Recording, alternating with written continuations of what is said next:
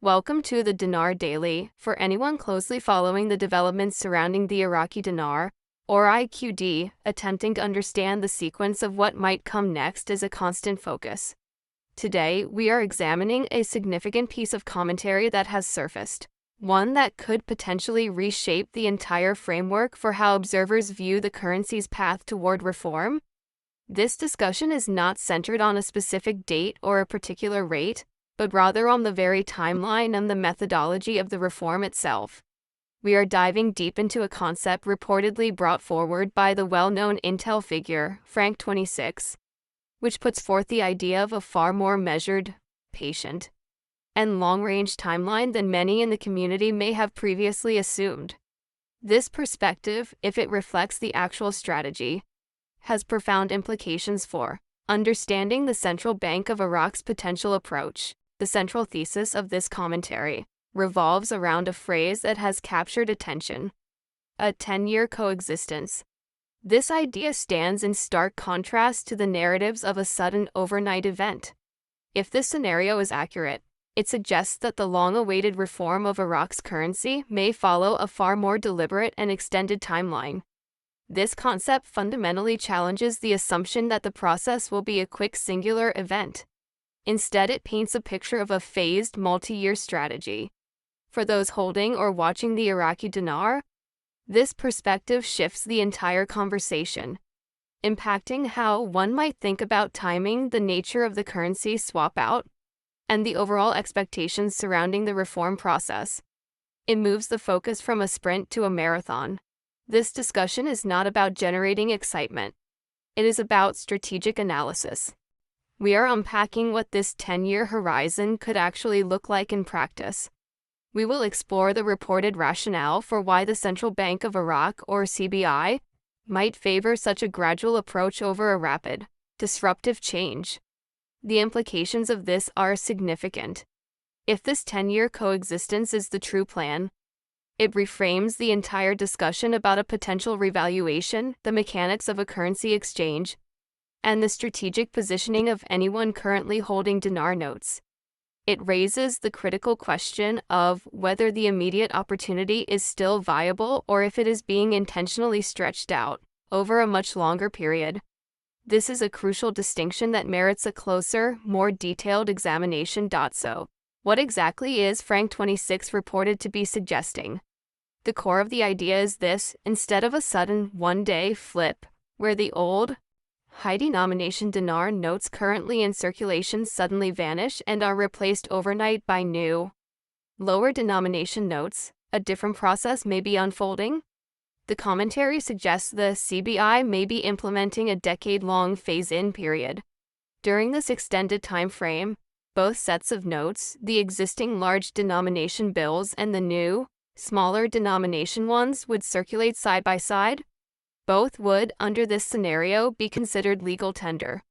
This represents a major deviation from the widely discussed idea of a quick mandatory swap-out, where citizens are given a very short window to exchange their old currency for the new. This concept of a 10-year slide completely reframes the risk profile and timing expectations for observers. Many in the dinar community have, for years, fixated on the idea of an abrupt exchange, a go signal followed by a short, defined window to turn in old notes.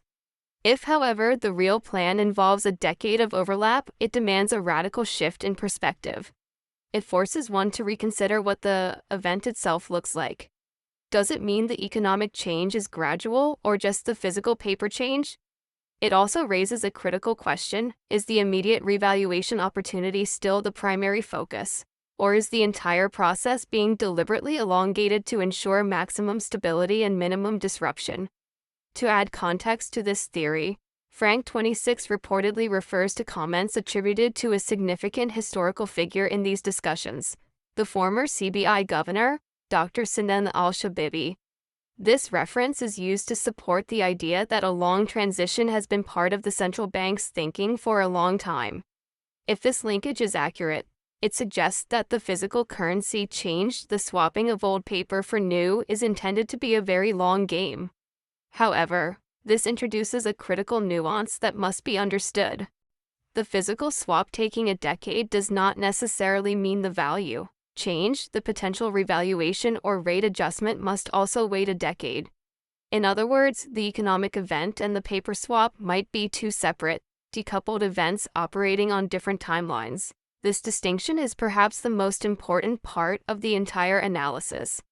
The value shift may, in fact, precede the note swap out. This subtlety matters immensely. The economic event that many have been anticipating might happen first, establishing a new value for the dinar. The 10-year plan then would simply be the long, logistical tail of that event, the process of slowly introducing new, physical notes suited to that new value and phasing out the old ones. If one assumes a hard deadline for the notes, they might misinterpret the signals. The real opportunity in this scenario lies in identifying the structural economic reforms.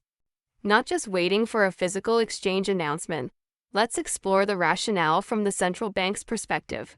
Why would the CBI choose a deliberate 10-year transition rather than a rapid rip-the-band-aid-off approach? The first and most obvious answer is operational logistics. One must consider the monumental task of executing a currency swap in a nation like Iraq. This isn't just a simple exchange. It involves the complex logistics of collecting billions of old, worn-out notes, securely verifying their authenticity, meticulously destroying them, and simultaneously printing and distributing billions of brand-new notes. This distribution must cover every corner of the country, including rural and remote areas where banking infrastructure may be limited. A gradual, decade-long approach spreads this immense cost, risk, and logistical burden over a manageable timeframe. Another critical factor is public confidence. Sudden, drastic monetary reforms can be terrifying for a population. They can spark panic, leading to the hoarding of cash, the emergence of chaotic black markets, and damaging runs on the currency. Iraq's history necessitates a focus on stability. After years of instability and economic challenges, the CBI's primary goal appears to be building trust in the financial system.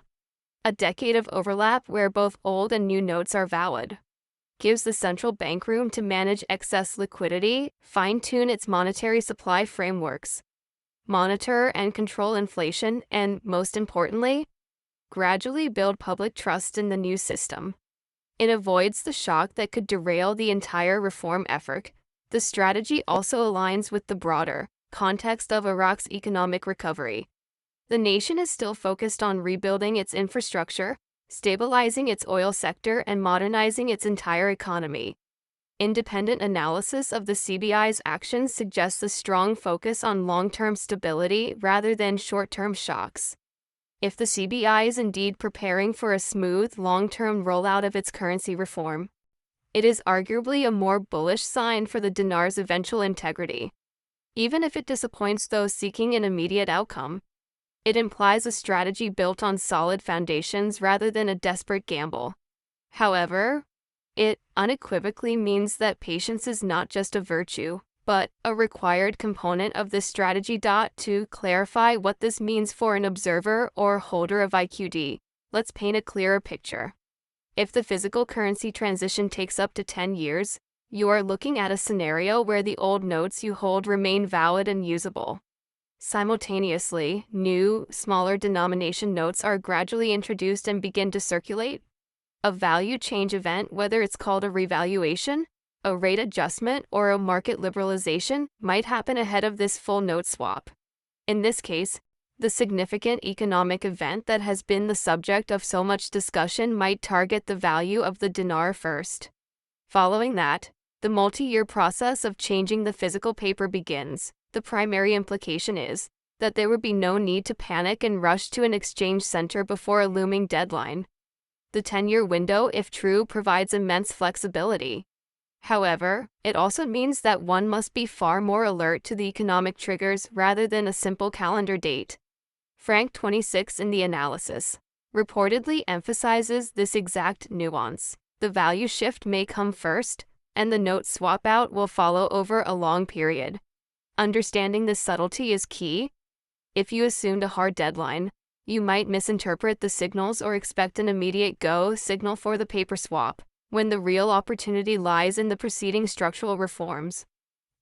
Further context can be found by looking at reports from international financial bodies.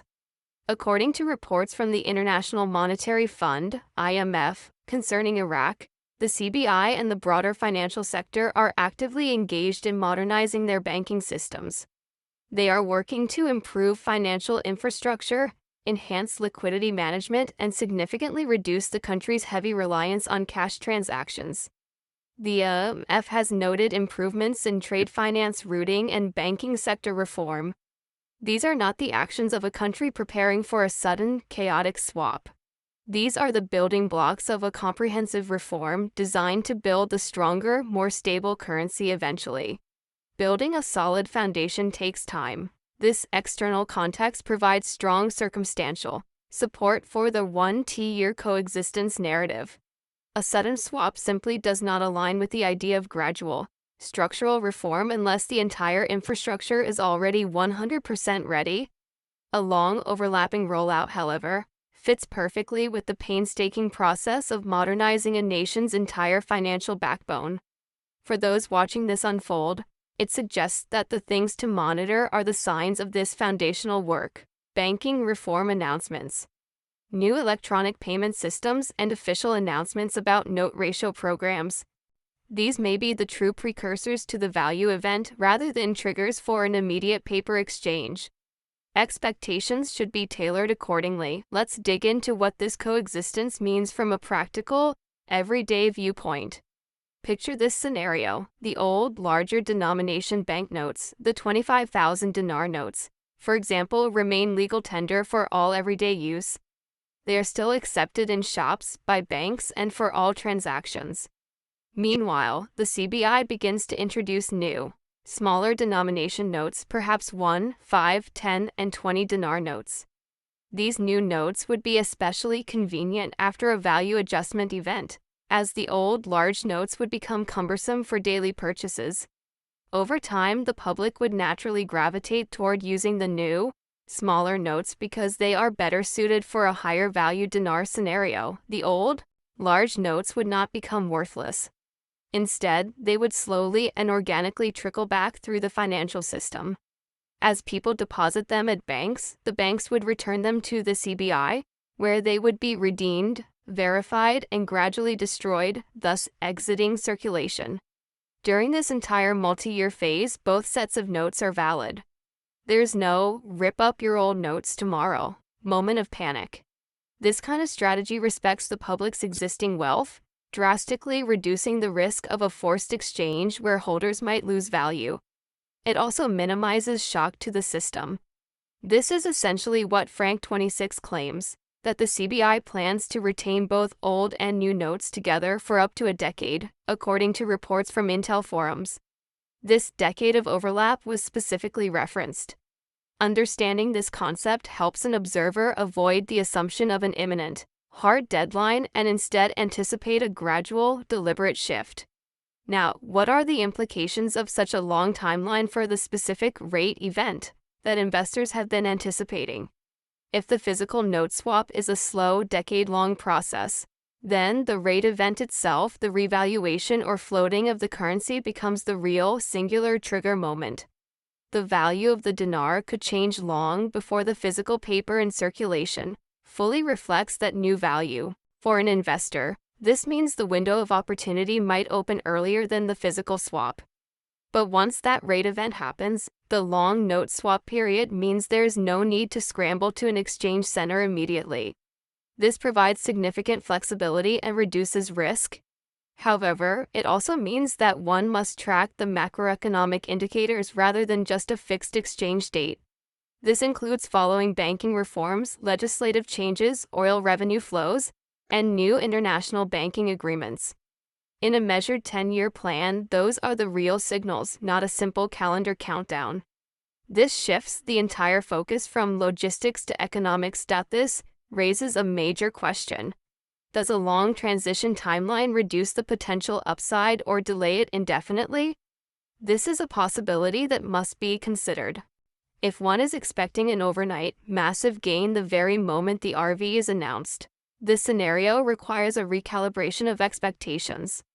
A gradual note swap might mean the full economic benefit of a stronger dinar takes time to permeate through the entire economy.